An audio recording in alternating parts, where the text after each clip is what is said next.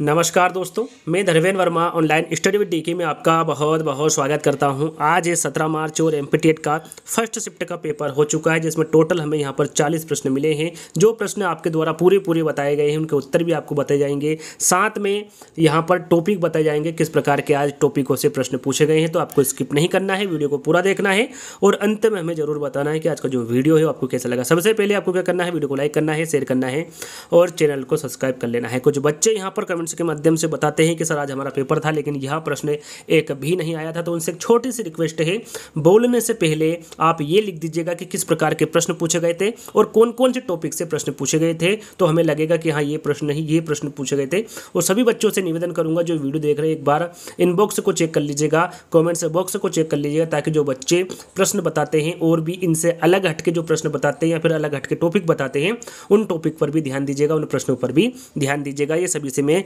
निवेदन करूंगा। तो यहाँ पर एक नंबर हम आपको डेली दे देते हैं कि 9329062285। इस नंबर पर हमें जैसे ही एग्जाम हो, आपकी एग्जाम हॉल से बाहर निकले तत्काल आपको इस नंबर पर व्हाट्सअप करना है किस प्रकार के प्रश्न पूछे गए हैं और कौन कौन से टॉपिक से प्रश्न पूछे गए हैं। ये आप हमें जल्दी से जल्दी बताने की कृपा करेंगे। देखिए यहाँ पर हमारा जो वीडियो है वो लगभग 20 से 50 हज़ार लोगों यानी विद्यार्थियों के बीच में देखा जाता है और उनमें से मुश्किल से 10, 12 या फिर 20 व्यक्ति ही ऐसे होते हैं जो बाहर निकलकर हमें बताते हैं कि सर इस प्रकार के प्रश्न पूछे गए हैं और ये टॉपिक से प्रश्न पूछे गए। मैं सभी से आग्रह करूँगा, यदि आप 2-2, 3-3 प्रश्न बताएंगे तो बहुत सारे प्रश्न हमारे पास हो जाएंगे और जो आने वाले विद्यार्थी हैं उनको यहाँ पर थोड़ा सा पता चल सकेगा किस प्रकार से प्रश्न पूछे जा रहे हैं या फिर किस प्रकार से या फिर किस टॉपिक से यहाँ पर प्रश्न आ रहे हैं। तो थोड़ा सा उनको नॉलेज हो जाएगा और वो अपनी बेहतर तैयारी कर सकते हैं। तो यहाँ पर आपको यदि थोड़ा बहुत भी हमारे वीडियो से लाभ मिलता है तो आप ये जरूर करिएगा। सबसे पहले यहाँ पर पर्यावरण अध्ययन की बात करेंगे। जो भी यहाँ पर आपको प्रश्न मिलेंगे वो विषय वाइज मिलेंगे। तो सबसे पहले पर्यावरण अध्ययन में पूछा गया था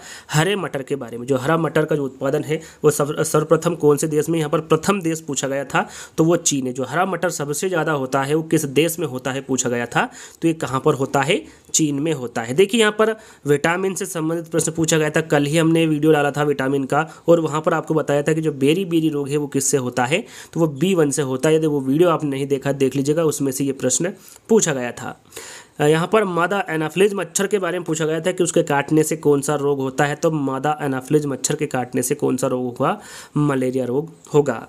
भारत का सबसे बड़ा स्टेडियम के बारे में पूछा गया था कि भारत का सबसे बड़ा स्टेडियम कौन सा है, तो वह है नरेंद्र मोदी स्टेडियम। आगे यदि पूछा जाए कि वहाँ कहाँ पर स्थित है, तो वह अहमदाबाद में स्थित है। याद रखिएगा कहाँ पर स्थित है, अहमदाबाद में स्थित है। यहाँ पर देखिए आवास से संबंधित प्रश्न पूछा गया था। बंदर, शेर, चूहे का क्रमशः आवास क्या है, तो बंदर का होता है पेड़, बंदर पेड़ पर रहता है, शेर गुफा में रहता है और चूहा बिल में रहता है। तो ये यहाँ पर बंदर, शेर, चूहे के आवास के बारे में आज पूछा गया था, जिसका सही आंसर था आपका पेड़, गुफा और बिल। कृषि के लिए भौतिक वस्तु कौन सी नहीं, यहाँ पर नेगेटिव प्रश्न पूछा गया था और विकल्प में श्रम दे रखा था। तो श्रम जो होता है ये कृषि के लिए भौतिक वस्तु नहीं है, तो श्रम आपका राइट आंसर होगा। तिलहन के बारे में पूछा गया था कि तिलहन में कौन सा देश सबसे अग्रणी है, यानी कि सबसे पहला देश कौन सा है, सबसे ज़्यादा उत्पादन कहाँ पर होता है तिलहन का, तो सबसे ज़्यादा होता है ब्राज़ील में। जो भारत है वो तीसरे स्थान पर है तिलहन के क्षेत्र में, तो भारत तीसरे नंबर पे है। दूसरे नंबर पर कौन है, चीन। पहले नंबर पर कौन है, ब्राज़ील। यदि विकल्प में ब्राज़ील था तो आप राइट आंसर लगा कर आ सकते हैं। आपका सही आंसर बिल्कुल, आपका जो राइट आंसर होगा वो ब्राज़ील होगा। यहाँ पर जल परिवहन निगम के बारे में पूछा गया था कि जल परिवहन निगम की जो स्थापना है ये कब हुई थी, तो ये जो स्थापना हुई थी 1967 और 1967 को इसकी स्थापना हुई थी। यहाँ पर पर्यावरण अध्ययन में एक फुल फॉर्म पूछा गया था न्यूपा का। न्यूपा का फुल फॉर्म क्या होता है, हिंदी में से कहेंगे राष्ट्रीय शैक्षिक योजना एवं प्रसारण विश्वविद्यालय और इंग्लिश में कहेंगे national university of educational planning and administration. ये इसका इंग्लिश में नाम होता है न्यूपा का। तो यहाँ पर देखिए एक उपग्रह पूछा गया था कि कौन सा उपग्रह है जिसे एक सन, यहाँ पर आपसे पूछा गया था। यहाँ पर उपग्रह के बारे में मुझे नहीं पता है, यदि आपका पेपर था फर्स्ट शिफ्ट में तो उस कौन सी उपग्रह के बारे में पूछा गया था ये आपको बताना है। सन पूछा गया था उस उपग्रह का। भोजन से संबंधित प्रश्न पूछा गया था। विटामिन से संबंधित प्रश्न पूछा गया था। मैं विटामिन से प्रश्न आपको बता चुका हूँ। बात करें बाल विकास के, तो बाल विकास में एक सिद्धांत पूछा गया था सामाजिक विकास का। सामाजिक विकास का सिद्धांत किसके द्वारा दिया गया है, तो ये वाइगोत्स्की के द्वारा दिया गया है। इस पर एक प्रॉपरली मैंने वीडियो बनाई जिसमें आपको 70 सिद्धांत मिलेंगे जो कि इंपॉर्टेंट रहेंगे। यदि वो वीडियो आपको देखना है तो हमारे चैनल के माध्यम से देख सकते हैं। सभी के सभी वहाँ पर सिद्धांत आपको देखने को मिल जाएंगे। तो यहाँ पर वैज्ञानिक की बात करें कि किन किन वैज्ञानिक के ऊपर आज प्रश्न बने, तो जिन प्याजे से डेली प्रश्न पूछे जा रहे हैं, कोहलबर्ग से डेली प्रश्न पूछे जा रहे हैं, वाइगोत्स्की से डेली प्रश्न पूछे जा रहे हैं। तो मैं आपको बता दूं इन सभी से सभी के हम वीडियो अपलोड कर चुके हैं। यहाँ पर आपको एमपीटेट रिवीजन टाइम में आपको सारे वीडियो मिल जाएंगे, तो वहाँ पर एक बार चेकआउट कर लीजिएगा। प्लेलिस्ट हमने बना रखी है। अधिगम से संबंधित प्रश्न डेली पूछे जा रहे हैं, अवस्थाओं से संबंधित प्रश्न यहाँ पर हम डेली आपको बताते हैं कि अवस्था से हमने 170 प्रश्न लिए हैं। अवस्था से आज 2 प्रश्न पूछे गए थे। तो यहाँ पर शेषावस्था, बाल्यावस्था और किशोरावस्था के 170 प्रश्न आपको दिए, जिसमें 50 प्रश्न, 70 प्रश्न इस प्रकार के प्रश्न वहाँ पर आपको देखने को मिलेंगे। टोटल 170 प्रश्न हमने 170 प्रश्न की वीडियो बनाई हुई है। एमपीटेट रिवीजन टाइम में हम देखेंगे तो आपको वहाँ पर वो वीडियो मिल जाएगी। अधिगम विकास से संबंधित शायद आज जो पूछा गया था वो डिस्ग्राफिया से पूछा गया था, अधिगम क्षमता से पूछा गया था प्रश्न। सुकरात से संबंधित आज प्रश्न पूछा गया था, स्किनर से पूछा गया था। बात करें गणित की, तो गणित में डेली अनुपात से डेली प्रश्न पूछे जा रहे हैं। आज सिक्के से प्रश्न पूछा गया था, तो सिक्के से प्रश्न आज आया था। तो जितने भी आपके सामने सिक्के के प्रश्न आए उनको अच्छे से कवर कर लीजिएगा, क्योंकि सिक्के से प्रश्न भी पूछे जा रहे हैं। वर्गमूल से भी प्रश्न पूछे गए थे, 2 से 3 प्रश्न वर्गमूल के थे।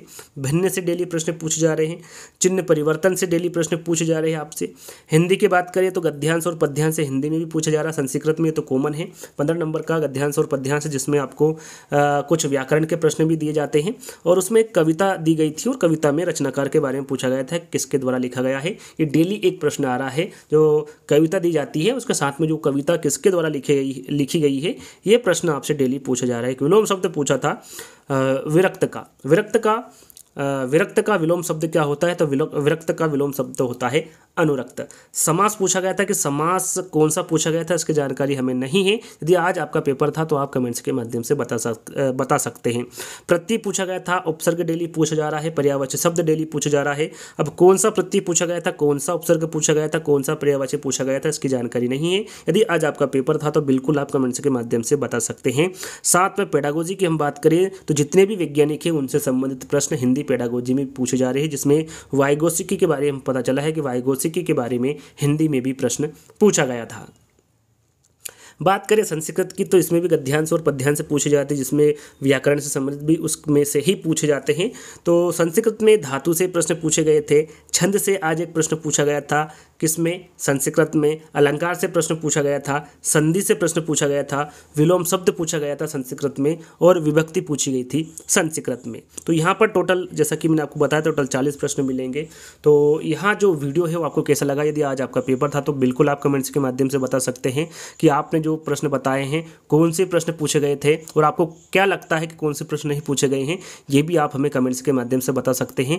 और ये जो प्रश्न बताए गए हैं बच्चों के द्वारा बताए गए हैं, हमारे द्वारा प्रश्न एक भी नहीं जोड़ा गया है। और यदि आपको कोई प्रश्न याद आ रहे होंगे तो आप कमेंट्स के माध्यम से बता सकते हैं। कौन से टॉपिक से पूछे जा रहे हैं ये भी कमेंट्स के माध्यम से बता सकते हैं। आप अपनी राय दे सकते हैं। मैं आपको बता दूं कि जो अंतरिक्ष विज्ञान है उससे डेली प्रश्न पूछे जा रहे हैं। हिंदी में विलोम शब्द पूछे जा रहे हैं, डेली छंद पूछा जा रहा, पर्यायवाची पूछे जा रहे, उपसर्ग पूछा जा रहा, प्रत्यय पूछा जा रहा, संधि, समास, ये सभी के सभी डेली जो प्रश्न पूछे जा रहे हैं, डेली जो टॉपिक पूछे जा रहे हैं, उनको आपको अच्छे से कवर कर लेना है। जिन प्याजे, वाइगोत्स्की, कोहलबर्ग और जितने भी वैज्ञानिक डेली पूछे जा रहे हैं उन पर आपका अच्छा फोकस होना चाहिए। यहाँ पर मैं आपको बता दूं, पेडागोजी पर अच्छा ध्यान दे लीजिएगा, क्योंकि पेडागोजी अच्छी पूछी जा रही, काफ़ी अच्छी पूछी जा रही। यदि आपने उनमें अच्छे नंबर प्राप्त कर लिए तो आपके 110 नंबर कहीं नहीं जाएंगे, यदि आपने पेडागोजी पर अच्छा ध्यान दे लिया। तो पेडागोजी आपको अच्छे से कवर कर लेना है, क्योंकि इस प्रकार से पेडागोजी पूछी जा रही है। यदि आप उसको ध्यानपूर्वक पढ़ेंगे, समझ कर पढ़ेंगे, तो आप उसका आंसर आसानी से दे सकते हैं। तो आपको एग्जाम हॉल में ज़्यादा समय खराब भी नहीं करना है, यानी कि आपको पढ़ना है, ध्यान से पढ़ना है, और उसका उत्तर कौन सा है आपको उस पर फोकस करना है। यहाँ पर जल्दबाजी ज़्यादा नहीं करना है और ज़्यादा समय भी आपको नहीं लगाना है। आपको वहाँ पर राउंड फिगर में कहें तो आपको शांति से और ध्यानपूर्वक पेपर को देना है। तो यही मेरा छोटा सा एक आपको सजेशन था, जो कि मुझे लगता है कि आप उस पर ध्यान देंगे। तो हम सेकंड शिफ्ट में जल्दी ही मिलते हैं। जब तक के लिए धन्यवाद।